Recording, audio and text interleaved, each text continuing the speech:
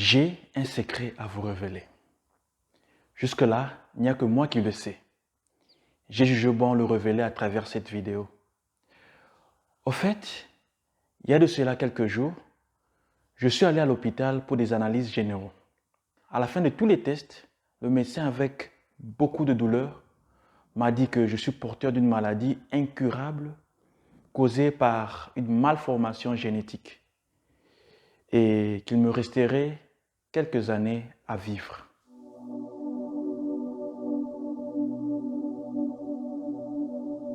J'imagine qu'est-ce que vous pensez ou ressentez.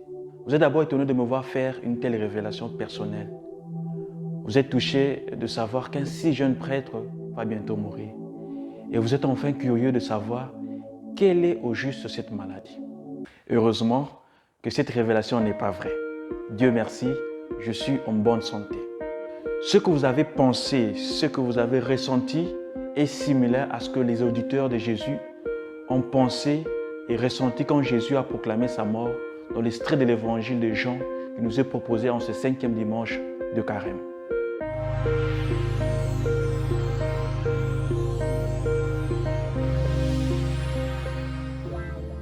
À compter de ce dimanche, il nous reste 12 jours pour célébrer la mort et la résurrection de Jésus, la Pâque. Depuis le 3e dimanche de Carême, Jésus ne fait qu'annoncer sa mort prochaine. Ses disciples sont peut-être habitués à ce genre de discours. Mais particulièrement aujourd'hui, il s'adresse à une foule mixte venue à Jérusalem pour fêter la Pâque juive. Avec un langage symbolique, il leur déclare que l'heure est venue où le Fils de l'homme doit être glorifié. Amen, amen, je vous le dis. Si le grain de blé tombé en terre ne meurt pas, il reste seul. Mais s'il meurt, il porte beaucoup de fruits. Mais après, il va plus loin pour affirmer que le suivre, c'est aussi accepter de mourir. Arrêtons-nous un peu. De quelle mort s'agit-il au fond? Puisque tous nous sommes appelés à mourir un jour. Ou parle-t-il de la mort physique et violente provoquée par les autres comme la sienne?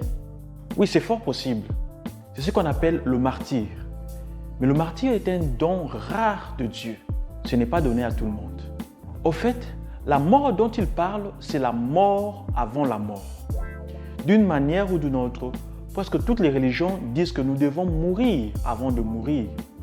Et alors nous saurons ce que mourir signifie et ce que cela ne signifie pas. La mort avant la mort, c'est la mort dans notre ego. Alors c'est quoi l'ego? En fait, chers frères et sœurs, l'ego désigne le moi, c'est-à-dire la représentation et la conscience que tout individu a de lui-même. L'ego est souvent perçu comme la substance de notre personnalité dans le domaine psychologique. Mais dans le domaine spirituel, l'ego est plutôt vu comme ce qui nous empêche d'atteindre une forme de vérité ou de profondeur en nous. Il est souvent à la recherche exagérée du pouvoir, du contrôle, du plaisir, de l'estime, d'affection, de sécurité et de survie. Voilà pourquoi il panique quand il est face à sa mort. Il ne veut pas lâcher ses addictions. L'ego est à la base de presque tous les problèmes dans notre société ou dans nos familles.